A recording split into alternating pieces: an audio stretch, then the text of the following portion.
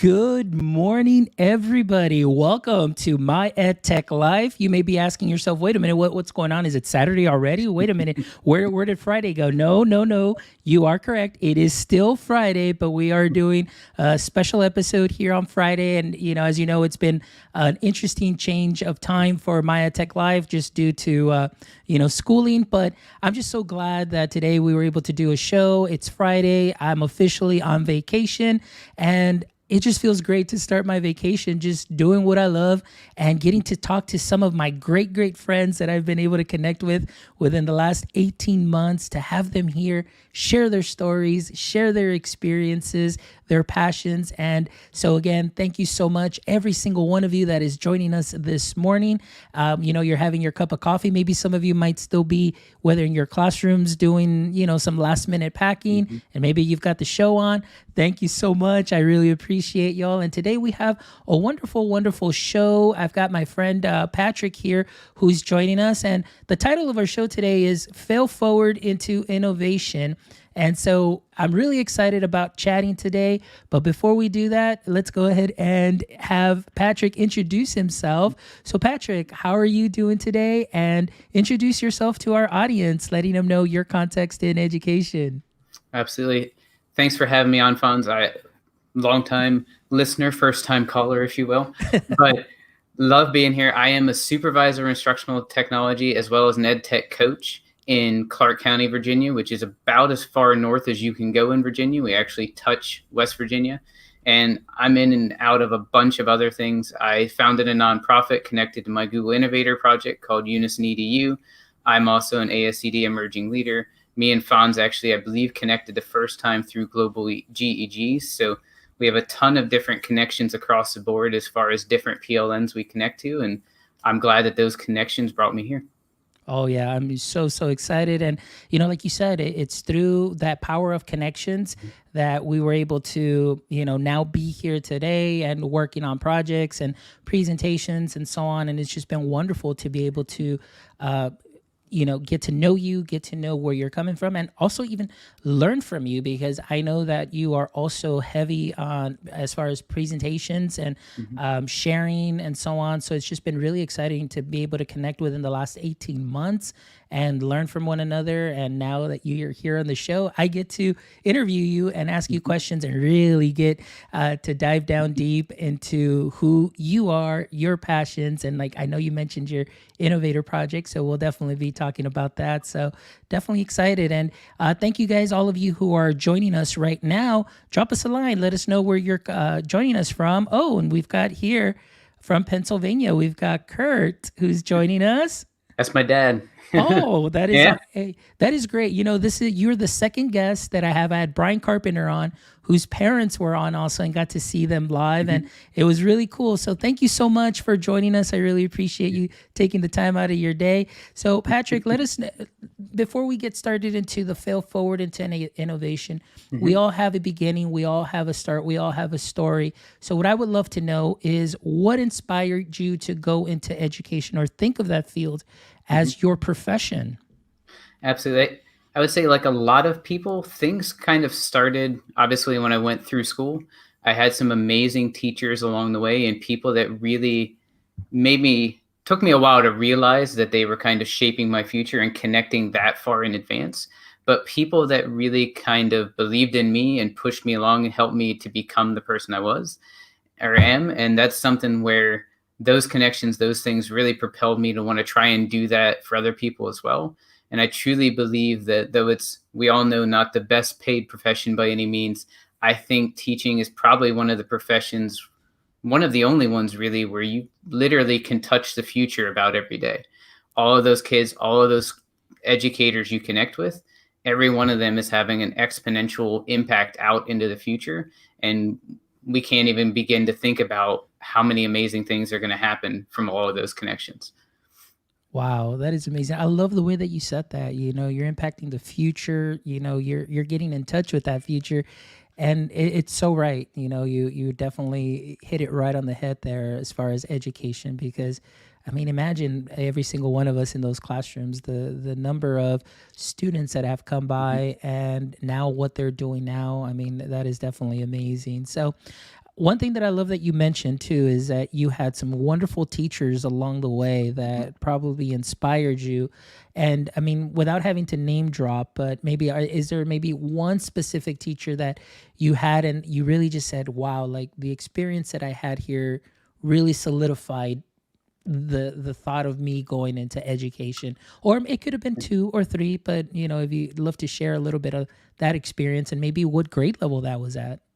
Yeah, I would say it's probably a combination of a few. I had a couple elementary teachers that really kind of helped to, like I said, kind of see me for me. I was a really smart kid. I was one of those go-getter kind of kids that could be a little trying because I was the kid in your class that would have a 99.5 and be like, what little piece can I do to get that point 0.5? Like I need to have that 100. What can I do?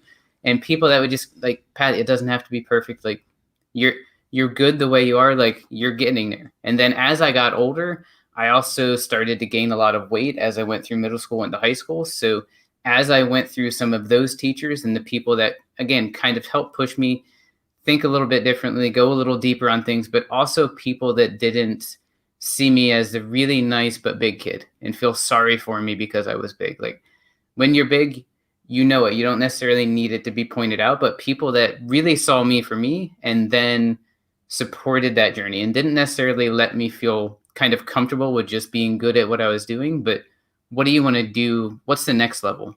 You're here now, you're doing awesome, but how can you take it a little bit further? And connecting back to those PLNs we kind of touched on at the beginning, that's the same kind of people that I try to surround myself with now. So not only did those teachers kind of push me to want to kind of pay it forward and be a teacher as well, but they framed that mindset of never kind of being satisfied with just being kind of good and right where it is. What can you look for next? How can you make an even bigger impact, not only for yourself, but again, paying it forward to others and helping them kind of reach that personal greatness that they're seeking as well. Man, that is wonderful. I love that. And one thing that you said too is just that paying it forward piece. And I definitely want to emphasize that because there are many educators that I see that do that. And you are definitely one of the ones that really catches my eye when it comes to the phrase paying it forward because I have been able to see you in action. I have been able to actually, I thank you so much again for the invitation one day that you gave me to come and present in front of some of your colleagues as well. Mm-hmm. And talk about paying it forward and giving somebody outside of the organization, just a little bit of time just to be able to share our passions. And now you're here today and, sharing your passions. And I think that that is something that is wonderful. It is so valuable to be able to inspire others and helping them also by just sharing their talents and sharing their passions with other people and making those connections. And I think you are definitely one of the teachers or educators that is I see as an amazing connector. You definitely have a way of connecting people, and so I'm really thankful for that, and for all your teachers that inspired you to kind of help you shape and see that potential in you and look at where you're at now. I'm definitely grateful for them that we have Patrick in our education world, and so I'm excited about that. And big shout out also here. We've got, of course, Mr. Jerry. Jerry's on, Phil, and Evan Rob. Thank you so much for joining us right now as we're watching live, wherever it is that you may be. I know some of you, I think, some of them work in your district, correct? Yeah, I'm right. Phil Strunk is somebody I've worked with for years. He's leaving our district this year, but he's going to be close by, and we live close. Evan Robb is a principal at one of our middle schools, and I just saw Stephanie pop Yeah. in, another amazing global connection there. So it's awesome to see those people, and again, those connections we've already touched on a few times come in here to again support you and kind of keep paying it forward because I'm sure they'll share some knowledge in the chat for us too. Yes, for sure, most definitely. So, Patrick, let's talk a little bit more. I know we were talking about as to how you were inspired to Mm-hmm. be an educator, but let's talk about that very beginning. I know I've had a Mm-hmm. conversation with you maybe about 2 or 3 months ago, and you were very helpful in a project that I was working on, and I never knew. That you used to serve before prior into getting into education, you were serving our education community as a substitute. Mm-hmm. Can you tell us a little bit about that experience and maybe how it didn't scare you off from going into teaching, but more than anything, maybe how did that inspire you? What kind of say like, hey, you know what, I really want to take this next step. So tell us a little bit about that. Yeah, absolutely. And I think, and when we touched on it in that first conversation, I think we hit the same thing that a lot of times subs are unfortunately kind of overlooked, not only kind of on the teaching side, but also when we get to the flip side of offering PD. A lot of times we may not think of that audience. But I am originally from North Central Pennsylvania. And one of the ongoing jokes in a lot of our colleges in PA is that teachers are a leading export in the state of PA. We have a lot of great teaching schools, but not a whole lot of open jobs when they come open, to the point of, I remember talking to one principal before I left that they had 3 open elementary jobs one year and they had 300 applications come in for every one of them. Wow. That's the kind of competition that can happen when you have those kind of schools and you have that few jobs coming open. So it's a very much a reality for people to need to sub, try and get some experience that way to get a little bit of a leg up as they try to get through that application process. So I subbed probably for a solid 2 years before I decided to move to Virginia and try really hard for that first full-time job. And subbing is definitely one of those things that can, as you said, scare you off or kind of give you a little bit more pause to think, reflect, and think, this is definitely what I want to do. Because as I would be in some of those classes, even that weren't in my first content area, social studies, I would see some of those lesson plans and I would see kind of in some cases what happened before, what might be coming afterwards. And those wheels were spinning for, well, I might tweak this little part. I wonder how that would impact the kids. I wonder if they'd get it a little more if I did this. Or what if I tried this little piece of tech that I just learned before I graduated? What kind of spin would that do? So I think that curiosity and that push to maybe want to tweak things and play with it was definitely something that I brought from that sub experience and kind of kept it going forward. And I would say the other piece of subbing that kind of helped too was in those spaces where you would have teachers that would trust the sub to actually teach. It was really impactful to begin to get some of that actual teaching experience versus putting on a video and giving a viewing guide or something like that. Because I had both ends of the spectrum where they really liked me because I could keep the kids in order. So a little bit of classroom management help there of like, this is traditionally a big worry new teachers have. And I'm doing all right. It's not the best, but I'm doing all right. But then the other side of when I could actually teach and do something in front of those kids, when some of the teachers, like I subbed in my high school I graduated from. So some of those teachers would know me and be like, yeah, you can teach. And I would have some people, of course, that would joke and be like, here's your lesson plan. It's 2 lines, teach this. And that was scary too. But at the same time, it was empowering. Like they know me well enough. They trust me to try and make this happen. And I think it's something we really need to keep in the back of our mind that without our subs, we would be in a really tough place in education. This year, our district hired some subs that kind of were long-term subs, just helping out any day we needed it. We wouldn't have had the same education experience for our kids this year without them. And that's Oh, something I really try and keep in the back of my mind, that I really want to not only help offer PD to them, but also really keep that trust and tell our teachers, empower those subs to do some actual instruction. They can, sometimes they're teachers coming into it. Sometimes we, and you might have experienced this too, sometimes we actually get some career switchers that our subs love it and then they come back and they teach for us. And building that foundation, caring for them at the time really helps to start build that community that they want to be part of. oh, that's wonderful. And and I think you're absolutely correct as far as even during this time, we did hire some long-term subs, and a lot of the subs were very familiar with our district as well. But like you said, we did have some even retired educators that kind of came back to Mm-hmm. sub to help, and then you've got those that are like career searchers. And I think that that's something that's wonderful too, that you said that establishing those relationships during that time and empowering them.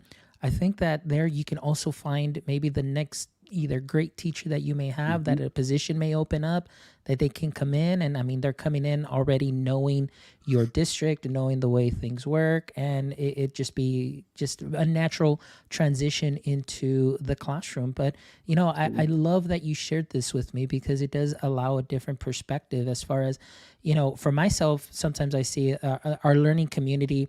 I go for the parents, because sometimes I feel like sometimes it's hard, like parents are kind of overlooked in some cases.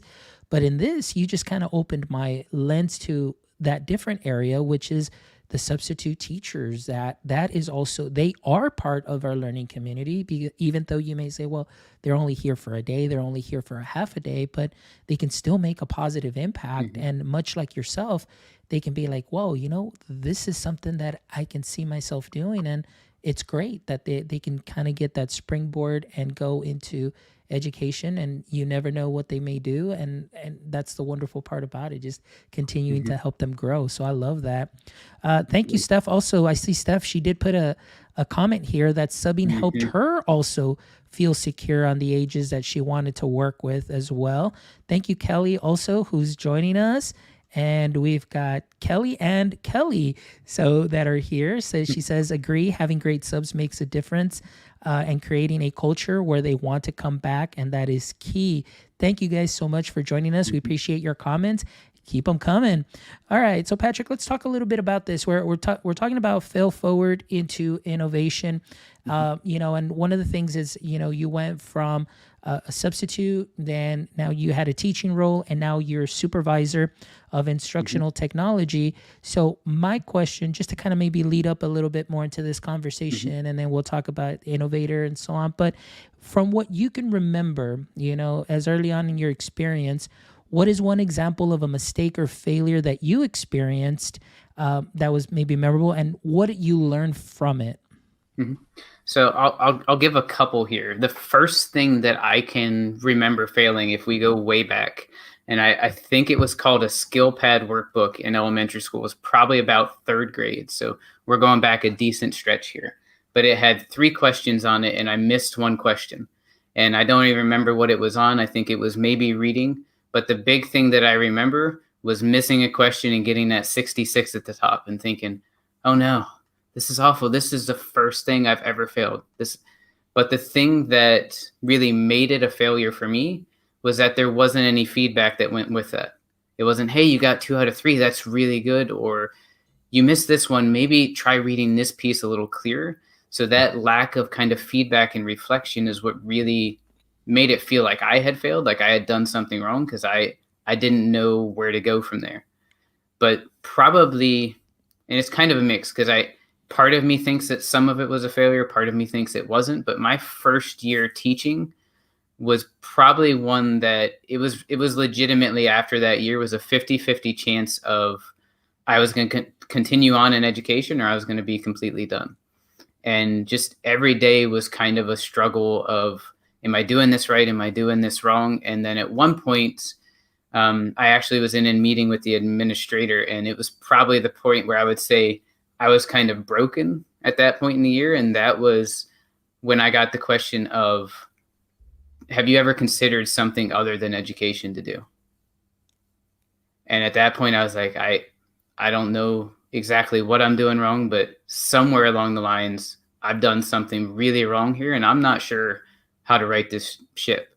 And that was probably the lowest point in the education side. To like present day, being the supervisor is probably one of the highest roles. But I think a lot of us can find a moment in time where, when we've had that rough time, where that failure almost tipped the stage to, I'm kind of done, I got to do something else, to almost like launching you a completely different way. And I would say those are 2 that stick out. And of course, there's more. And I'll touch on one more thing before I lose my train of thought. But one thing I've learned over the years, and I think this was on Twitter, he's known as the EdTech rabbi, Mr. Cohen. Yeah. He brought up the phrase that I've kind of kept in the back of my mind since then, and that is, fail is the first attempt in learning. And anytime I have little setbacks and things, I always try and remember that. And then I think Corey Orlando on Twitter was the first one I saw kind of post the fail forward. And that is where I started thinking of all of these things, and how do those failures kind of push that forward. And that's where I touched on that reflection, that feedback piece, and how those all kind of tie together there. Wow. That is great. And I agree with you, Patrick, actually, as far as the feedback piece being something that could be very crucial because sometimes, like you said, like that feeling that you had that's just hanging and looming over you, saying like, well, what do I do? And, Mhm. and we may not understand it right then and there, but it's very important. And I know that now it's like, it's give student Mhm. feedback. And I know that for maybe a lot of educators to be, oh, that just takes too long, that just does this. But yeah, that feedback can be something that can be very helpful to put some of those kids at ease. And even if you think about it as ourselves, when they just say, okay, this is what you got, or maybe your professor just says, okay, here's your grade, and Mhm. that's it. But well, how can I improve? What could I have done different? Man, that that really like gives you that ugly little feeling there in your chest, and then all the wheels start spinning, and you're like, well, what can I do? So I definitely, yeah, I know that's one of the things that I share with our educators, our teachers. Please give feedback to the students. Don't leave them hanging, Mhm. because that's something so important. Well, let's talk a little bit then now. That the failing forward piece. I love what you said as far as first attempt in learning, and then of Mhm. course failing forward. And I think it's all in the way that we frame that. Oftentimes, Mhm. I mean, failure, we all experience it at one time, and it's what you do after it. Think about it, you reflect, see what you could do better. And then of course, it's we had this discussion in one of the code breaker lounges, and being able to see how we can reframe that word, that mistake, that failure. And I think like one big hit last week when I had Al Kingsley on, he used that phrase that failures are just stepping stones to Mhm. success. And I think that that's also a great way to reframe that, because now you can see it as this is just one step forward into where I'm headed, where I want to be. And like you said, your experience from going from being a teacher in the classroom and now a supervisor. I mean, and like you said, there could be countless little mini stepping stones that you went through, but that eventually got you into this position. And now, bringing more innovation into the classrooms with your job. So let's talk a little bit about that, like that transition from your role as an educator now into a supervisor role of instructional technology. How did that transition? Was it a natural progression? Did they just see what you were doing and say, hey, or just can you walk us through that process? Absolutely. And I'll step back just to that kind of failure point and the tipping point, like I had mentioned. The As I finished that year, one of the things I do want to give a huge shout out to, and it's part of that reflection, part of that feedback, is when something's really not going right with one person. Like for whatever reason, me and my administrator that year just we were not on the same page. But there were veteran teachers, there were other people there that really stepped in to be de facto mentors and people that I could go to and be like, this is kind of what I did. Can you observe this lesson? How did it really go? And that's where that failure started to branch away from being a failure to more of that stepping stone or that minor little inconvenience on the road to getting better. And it was that lack of feedback that I could understand, not just the you're doing a really bad job. Stop there. It was, well, maybe you did this, but maybe if you tweak this part, or what do you think you could do better here? That helpful kind of prodding to reflection really helps you kind of spin that a different way, and ending the year kind of talking to some of those people that didn't necessarily say like you're knocking out of the ballpark, you're awesome. Like I knew I wasn't quite hitting my stride. I didn't want people to just give me the fluff. I wanted the actual kind of hard hitting feedback if needed, and talking to those people that would give me honest account of both sides. That then allowed me to say, all right, I'm going to try one more job. I'm going to go away from the city a little bit, go to more of a rural place. And that's when I applied for the job at Clark County, where I work now as an instructional technology coach. And going into that interview, all of those nerves and things were there from coming off of that really rough year. But in the back of my mind, I was thinking of those people I connected with that were telling me, like, you're doing well. Like, this isn't just quite the right fit. And walking into the interview, as I started to talk to people in that panel, it was a different feel. I mean, and not any knock on this at all, but a lot of the people were just more casually dressed too. One of the people that ended up being somebody that I worked with almost every day was kind of laid back in his chair, had his hands in his suspenders. Like it was just a different feel. Like I was sitting down with friends, even though I didn't quite know them yet. And that gave me a bit of comfort to be able to be myself a little bit more. And then that got me into the EdTech kind of coaching role, more so than what I was doing my first year, which was coaching, but also teaching 8 classes of my own, leading trainings, doing a ton of things as a first year teacher with before school and after school clubs. Looking back now, I know I was just drawn out too thin.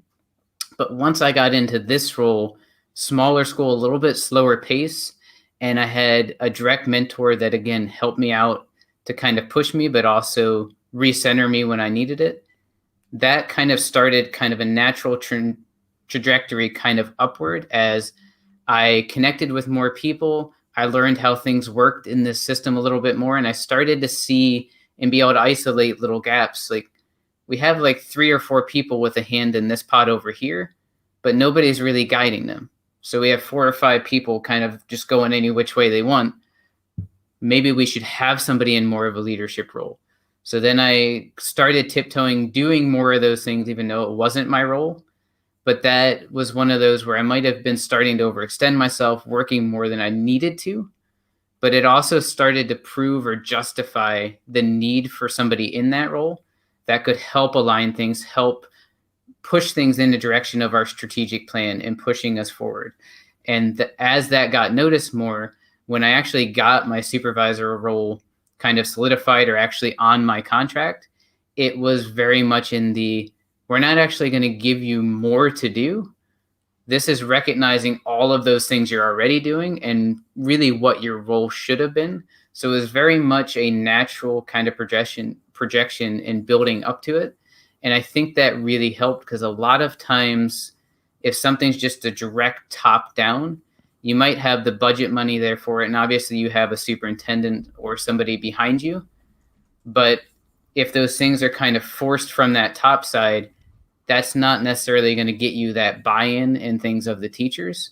So teaching a class of my own when I first came here for a few years and really working with teachers first, building those relationships, that really helped to allow me to kind of keep going up.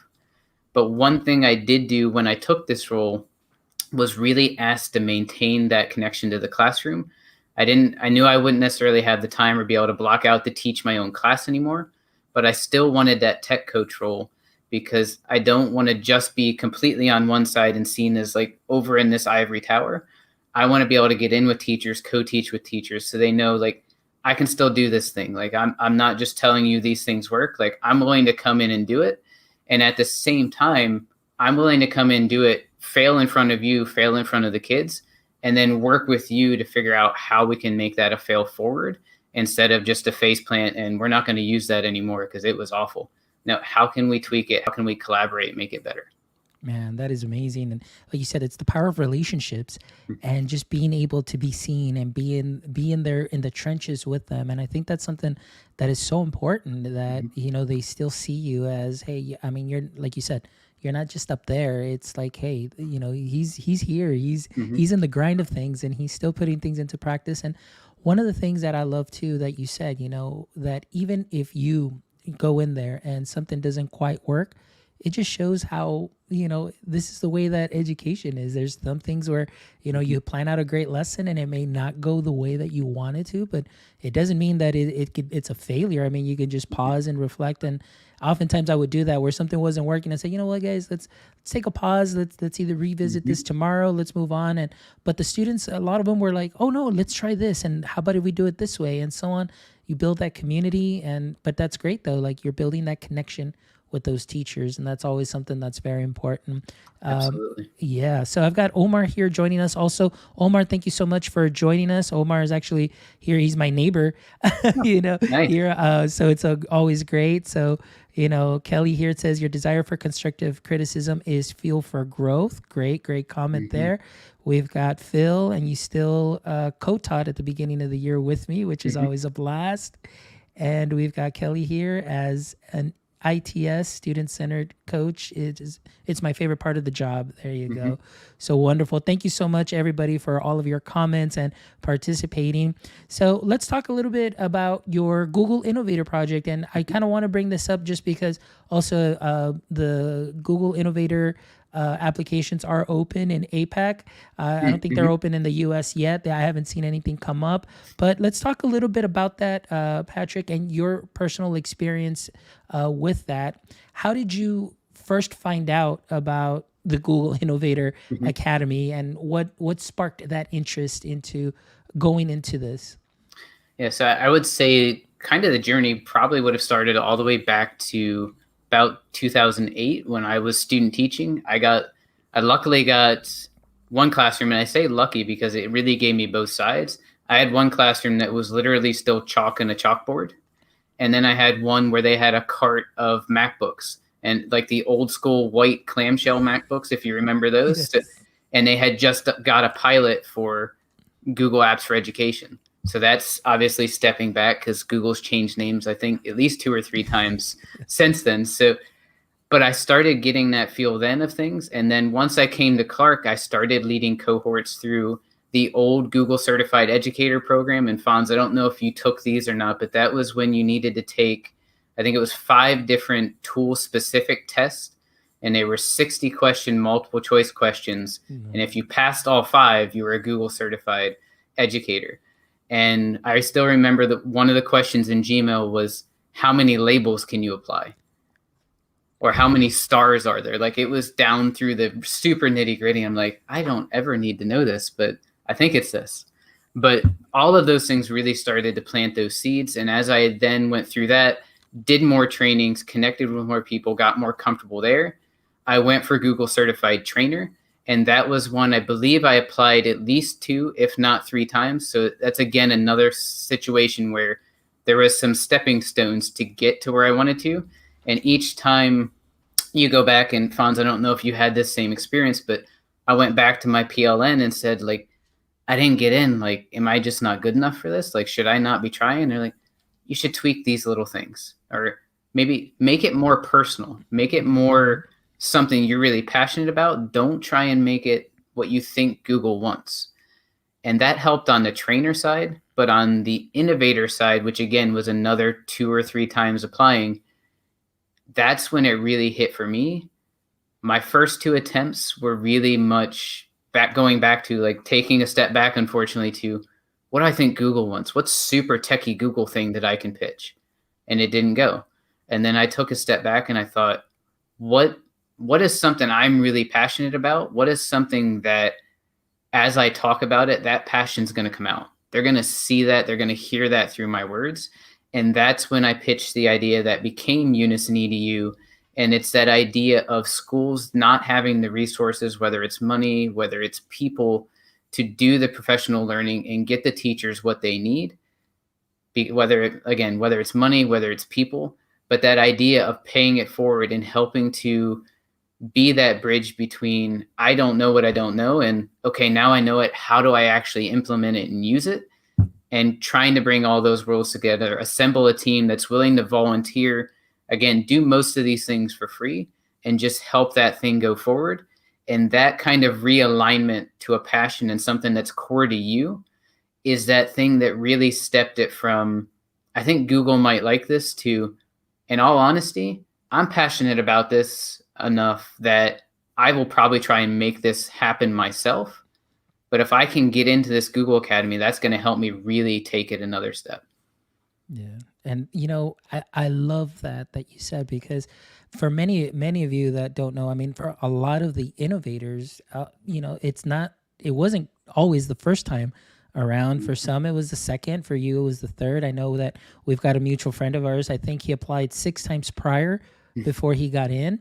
But like you said, it was very important that the feedback piece, and Mm-hmm. it was what you just said right now also was something that resonates with me, because at the time I wasn't I wasn't a connected educator as much as I am now, and now I realize the power of connections. But the first time around when I saw innovator application, to me, because I wasn't connected with many others. It was just like, oh, okay, it's just kind of like the trainer, but just the application's just a little longer. Mm. And that's exactly what ended up happening. I ended up just doing something that was very similar to the trainer application or the video. And then I applied, and then slowly, once I got my reply back, um, I posted like, "Hey, I didn't get in," and it was for NYC 19, Mm. so I didn't get in for that. So everybody was posting, "Hey, I got in," and I put like, "Okay, I didn't get in this time, but next time." And it was at that moment that I actually had a person that I follow who I didn't know was an innovator, but he actually reached out to me, and I always tell the story. I received a message in my DM from Micah Shippey, and Mike is like, "Hey, next time you apply, contact me and we'll walk you through this and see." And sure enough, when those applications opened up, for this last year for 20, before VIA 20, I contacted him and he's like, all right, let's talk, and gave feedback and gave some great advice. And he just said, just keep connecting with other innovators. And then that's what I ended up doing, because that feedback piece was Mhm. very important. And so definitely the power of connection, that feedback piece. But also, I think one little thing that to note is, you mentioned, he said, even if this isn't an innovator project, you were still passionate enough Mhm. to say, hey, I'm going to make it happen. But sometimes, that PLF can definitely spark that and say, you Mhm. know what, like, I can do this. Let's move forward with this. And so that's amazing. So I'm glad to hear your journey. And for those of you that are interested in applying, as you know, I didn't get in the first time. Patrick didn't get in his first time. There are countless others that didn't get in their first time, but we're always here to help, and in any way, shape, or form that we can. And so that's wonderful. So tell us a little bit more about Unison EDU. I know you mentioned it, what it is to do to help, but where did that passion stem from? You said, was it the experience that you saw where maybe students, teachers didn't have funds, and how do you go about maybe bringing some of those resources, or making them available? Mm. So I'll connect to an odd connection, but small world connection. Micah Shippey was a coach at LAX 18 in the Innovator Academy I went through. He was not my coach, but he was definitely in there. So I can definitely attest to Micah being willing, and also obviously me and Fonz being willing to help out there. And I will say it's definitely that passion that connects to help, that you're going to make this happen. But connected to what you said, that Innovator Academy, that professional learning network, or I liked how you put it, and I think others put it, the PLF or professional learning family that it becomes, that took Unison EDU from an idea that I was going to kind of do pro bono things myself and just kind of do it as me. I will donate time. I will do my thing. I'll do as much as I can do, to really being what could be your moonshot goal, or what's your 10x goal? What could this be? If you dream as big as you think you can, what could it be? And that's when it became very much not about me, but becoming that team, becoming an actual full-fledged nonprofit, and assembling a team big enough that we can obviously affect change, be a force for good in education, not only in Virginia, but branch out across the US, maybe even branch out further than that. And part of the kind of push to make this happen, or the background, was at the same time I was working through Innovator, I was also finishing a second master's degree in leadership. And as I read more and more, I started to learn more, really Virginia specific, but I think it definitely goes wider than that, that certain places, even if it's a state mandate and there's some state funds, they still can't get all of those different positions that are supposed to happen. Like, for instance, a tech coach in Virginia, every district is supposed to have one tech coach per 1,000 students at a minimum, which is great for it to be said, but the money that comes from the state doesn't actually pay for that position in entirety. So you still have to be able to support that in-house to make it happen. And some districts just can't do that amount, or some districts might not have any coaches. And obviously with COVID and before that, having that person that can help you through, especially if you're not comfortable, can make a huge difference. And then ramping it up from there, my thought was, it's great to be on the EdTech side and assemble a team there, but why not make Unison even bigger than that? Why not dream it kind of forward even further? So then we started to look at bringing in some building administrators. Our superintendent is on there. We have some actual classroom teachers that aren't tech coaches. Because my hope is that eventually Unison becomes a place where no matter what your role is in education, we have somebody that we can connect you to directly if need be, that can help you talk through things, help you plan, help you collaborate. And on the flip side, we're also there. We can do trainings. We can help you lead events. We can help you do it in-house. We can bring our own people in to augment.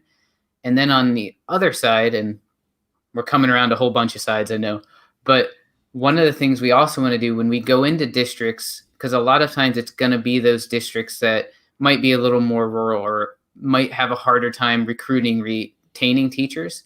I also try and schedule an interview after we work with some of the districts to get an idea of like what's really great about this place. What can we do to help showcase this, whether it's a blog or a video? What can we do and give you that then continues to pay it forward? Hopefully our training, hopefully our knowledge will help, but also what can we do to give you another piece that helps build you up, keeps you going forward? So right now we have our blog, we have the website at unisonedu.org. We're still building the team out.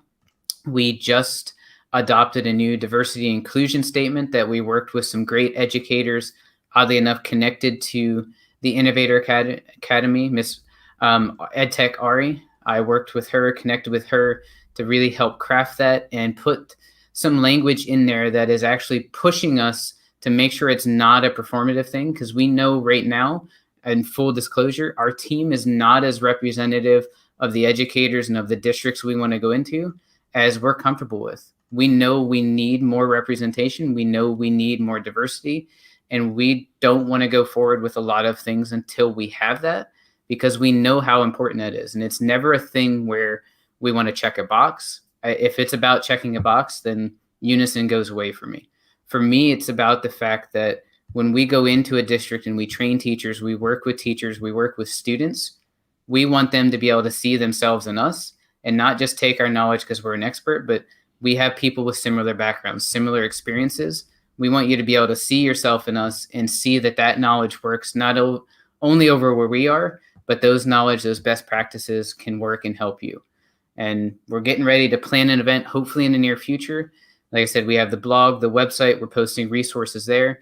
We just opened it up for guest bloggers, guest webinars. So if anybody's out there watching this, wants to jump in and help out, think about maybe a guest blog post, or if you want to do a webinar, connect up with me, we'll make it happen.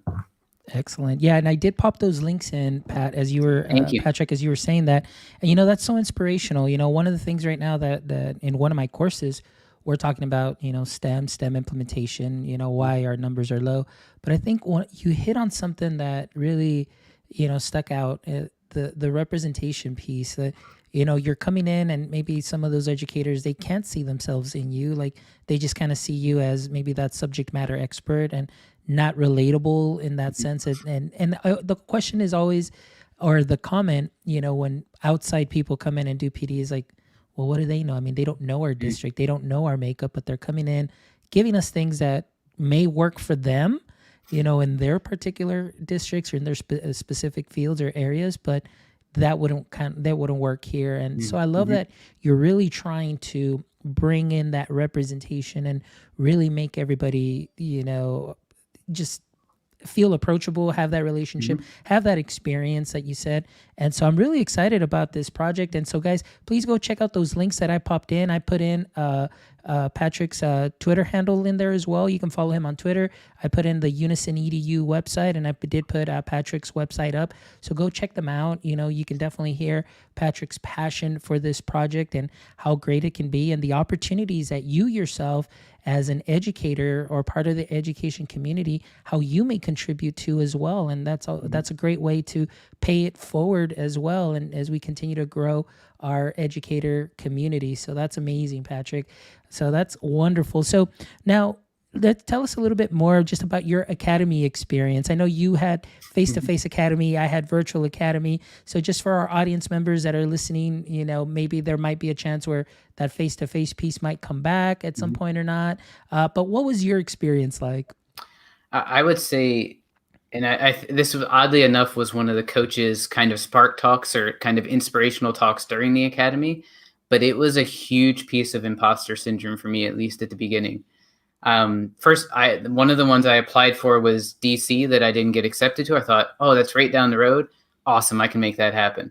And then I applied for LAX 18. I'm like, I'm super passionate about this. I want to make it happen, but I have no idea how I'm going to get to Los Angeles. That's literally completely on the other side of the country. I don't know if I can even make that happen.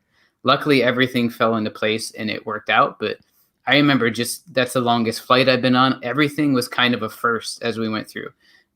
My wife was able to go with me, so that was an awesome kind of support, but it was also then a shared experience. But we had an Airbnb, and it was really cool on that side, but just like walking a block to the beach. Again, never had that before. But then that first day walking up to Google and being like, oh, geez, like this is an actual Google office. I'm about to walk into here with these are legit Google people. Like I act like I know what I'm talking about. And I think maybe a little more than that. I think I do know what I'm talking about on a lot of it, but these are actual Google people. And these people that are going to be my coaches are people I followed on Twitter for years. And I feel like I kind of know them, but I don't know them well enough to be super comfortable. But we walked in and there was 30 plus of us in the cohort. There were balloons and decorations and different things. And it was just, as soon as you walked in, it was a different feel. Like you were energized as you were walking in. But in the back of my mind, I still had that feeling as we started through things like, did they make a mistake? Like maybe they sent me the wrong email. And oddly enough, one of the ones I didn't get into, I got the email that said, we're sorry to tell you you didn't get in. But then I got added to the Google group like 2 weeks later, as if I had gotten in. I was like, wait, did I not get in or did I get in? I don't know. But they did a really great job throughout of really pushing you. And that's like I said, Unison was not a thought before the academy. Before the academy, it was just me, what can I do? But during the academy, going through the design process, hearing the different talks throughout those 3 days really just pushed me honestly completely out of my comfort zone. But that's where Unison became a thing. We always see that graphic when we see different keynotes of kind of your box, your comfort zone, and then the magic happens over here. It was literally one of those scenarios where that was the true thing. My comfort zone, my introvert box would have probably been like, can I somehow like sit on the side and everybody else does things over here? I'll absorb, I'll be good. But you're plunged in. You have to do talks in front of your group. You have to do different things that really force you to think differently and think bigger. And I love one of the things I really have heard over the years that I really helped me believe it there too was kind of think big, but dream bigger. And that's one of those things the academy really pushed out of me.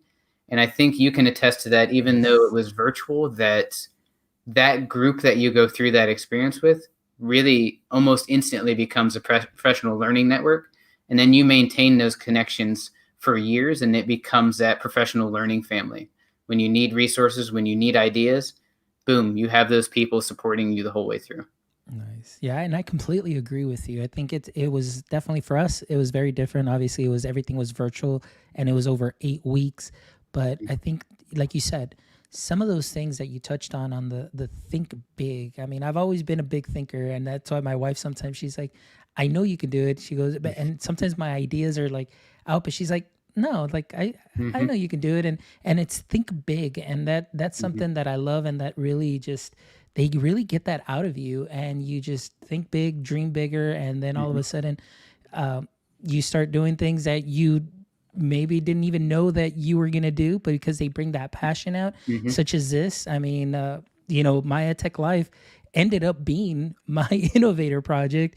I rang the fail bell. So believe it or not, guys, I did fail in some sense. I rang that fail bell because I was going in to innovator with one idea in mind.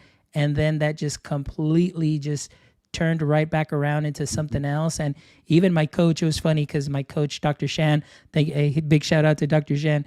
She, I guess she was just kind of waiting in the background because when I texted her and said, "Hey, coach, I rang the fail bell," she's like, "I was wondering what you were gonna do when you were gonna do that because it seemed like your project really took a different route a way while back, and now so she's been very helpful and very just inspirational in the process as well." But like you said, immediately you have that family that you can go to, whether it's through your coach, also your cohort, staying in contact with them and seeing the amazing things they're doing. So it's definitely a great way, like you said, great resources, a lot of great learning, and it becomes definitely a family because you build that bond. So that's something that's amazing. All right. So, Patrick, as we kind of start wrapping up here, I just wanted to ask it last three questions here, and these are kind of questions just to put you on the spot here. But where do you see yourself in the next 5 years? Ooh, that's a good question, and one that is actually part of our interview process. We asked that question with a number of new teachers this year that are coming in, and it's always a tough question of kind of, I know where I am right now, but I don't necessarily know what 5 years is going to bring. And part of that makes me kind of happy because in my life, I am very much that type A personality, that borderline perfectionist that loves to have everything planned out. So it actually makes me kind of happy when I can't hear that question and go, this is me in 5 years. But with that in mind, I also can't stop myself from thinking about it and trying to plan ahead a bit. So I would say on the personal side, I'm really hopeful as my wife and me work through some processes and things in the background that I will be a dad within that 5 year span. So that's definitely something I'm really looking forward to on the personal side. On the other side, I really hope that the Unison team grows exponentially and really becomes that force in education that I hope it would to be, on closing digital equity gaps, really getting educators what they need. And as our slogan says, like helping all educators in need by having them learn together. And like I said, and I know not many of us in education were fans of No Child Left Behind, but spinning that in a different way, I really hope Unison makes it so there are no educators that are left behind. Everybody has the different pieces they need. And I would also say, and I know I'm going through more than one, but I really hope that I can, on the personal side, to recommit to kind of a commitment to self-care a little bit more than I have throughout COVID, throughout things kind of leading up to that. And I know this, Fonz, through the global share that I did, but I lost my mom in January. Yeah. And that experience, and I kind of saw it coming, but I let it happen because I knew it would distract me. I really dove into work and I put too much hours on myself. I've committed to too much. So I'm really hoping I can kind of recenter, reconnect, and kind of make that commitment to taking better care of myself so I can continue to pay it forward, give to Unison, give to my job, make that new teacher experience something our incoming teachers aren't going to forget. That's amazing. Yeah. And like one of the things that did want to add to that is like, we all felt it, that moment, you put it out there. And I know it's not easy to put out there, but I think it's just also the that we were there for you. And I know we talked about this in one of the projects that I had done, just it's that family, it's that extended family. Like, I mean, we were all there for you. And, and I think that that's something that, was important, also that support. And I'm glad that, you're going to have that time to recenter. And I'm so excited about, Unison EDU in the next 5 years. I'm so excited about you personally, you and your family and everything in the next 5 years. And definitely we need you, Patrick. We definitely need you as an edu leader, like I like to call, many people that are here, seeing you and the type of work that you do and the passion that you have for it and that vision that you have. We definitely need you around. So take care of yourself. All right, my friend. All right. And the next thing, Patrick, if you could have a billboard with anything on it, what would it be and why?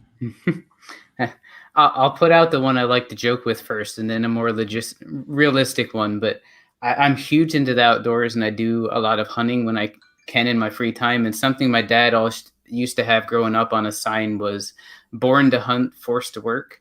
So that might be one on the personal side. And then on kind of the more realistic side, that's something I really believe in, is a quote, and I don't want to get it right, so I'm going to read it off of here. But live as if you were to die tomorrow, learn as if you'll live forever. And that comes from Gandhi, and it's something that I really believe. It's on my Twitter screen there, but I really think that in education, we profess to be lifelong learners a lot of times. And I think it's something where you got to live in the moment. You got to take care of yourself so you can live as if you could die tomorrow. But on the second side, you got to keep learning. You got to keep current. You got to keep pushing yourself so that as you live longer and longer, you do have that peace. You have that going forward. Excellent. Well said, my friend. And last but not least, if you and I could switch roles, what would be a question you'd like to ask me? Hmm. So one thing that I've hit a few times, and it was a difficult answer for me to come up with, so I'll throw it your way, is after a year like COVID, shouldn't we ditch EdTech for the most part next year and kind of recenter in person and kind of let the tech go off because we've done so much this year? Yeah. You know, I think it's very important to establish that in the very beginning, just building those relationships, and of course Mhm, that SEL piece. And I have always been a proponent of the tech is a tool, it's a supplement, it's a mhm, resource to help enhance a learning experience. And that's really what my vision is just reframing, instead of like lessons, and it's an experience that you're building, and I always say students don't remember the teachers that helped them pass the state exam. They remember those that created a learning experience. mhm, And of course, along the way, of course, they pass the exams, but it's through the experience that they mhm, have, whether it's all tech related, semi tech, even if it's on paper and pencil. But I think the most important part, like you said, is we need to center in and hone in on that relationship piece, mhm, building that community within our students, within our teachers, within our colleagues, and that it's something that's very important. Now, my biggest fear is like it's kind of like, oh, ditching the tech altogether. I was like, mhm, well, we can't. One of the things is we want to prepare our students for their future, and of course, even through state testing. Like I said, mhm, state testing is going to require some of that tech, but I do feel that that relationship component is going to be a major and a very crucial piece mhm, once we come back and just kind of getting that new normal, that mhm, feel, that comfort. So I don't know, I'm really excited about what's happening. It's almost that fear of the unknown, but that's kind of like where that innovation kind of happens too as well. You never mhm. know. So I'm really excited about that and looking forward to that. But yeah, but don't ditch the tech, please. Don't ditch all the tech. It's all about, and what I come around to is about meaningful tech use. So when you're thinking about Mhm. using tech, it's not something that if you're using tech just to use tech, that's the tech you should ditch. 100%, no questions asked.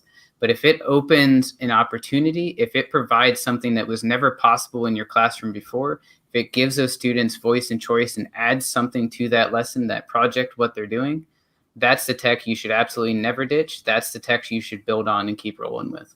Yeah, that's what I'm talking about. And see, a lot of the PD that I've done, during the summer is based on creativity, creation tools. We're gonna get Mhm, mhm. Adobe coming week on Oh, the 13th. We're gonna get nice. Adobe training. We're gonna do the level 1, level 2 cert for our district for teachers because of that creative component. Mhm, Being able to visualize the learning, create a learning artifacts, whether it's through, like you said, video, whether it's audio, whether it's through graphics and so on, because we have different types of learners. It's like multimodal learners. Yet, up to like maybe last year, I was always saying we have multimodal learners and a unimodal state exam.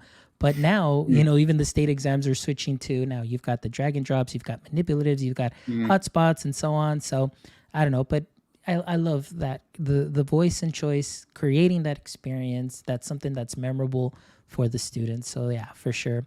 Well, Patrick, thank you so much for being here today. I am really excited that I really got to dive in a little bit deeper and get to know you, but most importantly, that our audience members get to know you more and get to see where you came from, your beginnings, your passions, where you're at now, what your plans are. And I did put in the your Twitter handle. I did put in the websites for or for Unison mhm. EDU. I did put the P House EDU as well. That way our listeners can connect with you, and then you can continue Awesome. to grow your PLF as well. And as always, my friend, as a guest here, you're always welcome back at any time. So anytime maybe something huge is happening with Unison EDU, you're always welcome to come back and share it. You are part of my PLF. And before we leave, also, I want to thank you for always being, just so genuine, so supportive, and most importantly, also for giving opportunities to those of us, that maybe outside of your district. But Mhm. again, it really meant a lot to have that opportunity to just be there, present for 15 minutes in front of some of your colleagues. And that was a wonderful experience. So thank you for paying it forward in that way, because that inspires me also to help others as well, and just to continue to grow our community. So keep doing what you're doing, my friend. I appreciate you. Yeah, I appreciate it. I love being here. I love talking. I love it, kind of getting to know you more, getting the word out there more. And I thank you for giving me the opportunity as somebody, and people that get to know me realize I definitely, as I know you, I talk a lot more, but I tend to be very introverted. So I thank you for letting me get outside of that bubble a bit, letting me get out there and share. And anybody else out there, whether it's Unison, whether it's something I can help, reach out anytime. We'd love to amplify your voice, give you a platform through Unison EDU. And on the flip side, if you want to help me keep bursting out of my bubble and keep getting word out there more, if you have a blog, if you have a podcast, definitely hook me up, and I'd be willing to get out there and help share too. And as always, fun. Like I said, awesome to be here. Awesome to connect with you again. Really Oh, appreciate it. yes, sir. You got it, my friend. And for those of you that are watching right now live, make sure you catch us tomorrow too as well. Tomorrow we've Mm-hmm. got Tim Cavey, Mr. Teachers on Fire, is going to be here, a guest on our show. It's called Podcaster on Fire, and I'm just so excited also to talk to Tim. Many of you, educators may know Tim. He's the man with the voice, and he's got a great podcast. And so we're just really excited to have you get to really know Tim as well. Just as Patrick was here, we're definitely going to get him to open up and answer some of your questions as well. But again, Patrick, thank you so much. It's been a pleasure. Keep doing what you're doing, my friend. And to all our audience members that are watching or catching us on the replay, thank you so much for making my EdTech life what it is today. If it isn't for viewers like you who show your support and connecting with our amazing guests, we wouldn't be doing what we're doing today. This is my passion, my mission, my vision is to connect educators and creators one show at a time. So if you're ever interested in sharing your story, much like Patrick has done or all of our previous guests, make sure you visit our website at www.myedtech.life, myedtech.life, and you can go ahead and contact us. And we'd love to hear your story, what you love to share, and see when we can get you on, because we definitely want to connect educators all around the world. So thank you all. I appreciate you all, and hopefully we'll see you guys here tomorrow. So y'all take care, and until next time, stay techie, my friends.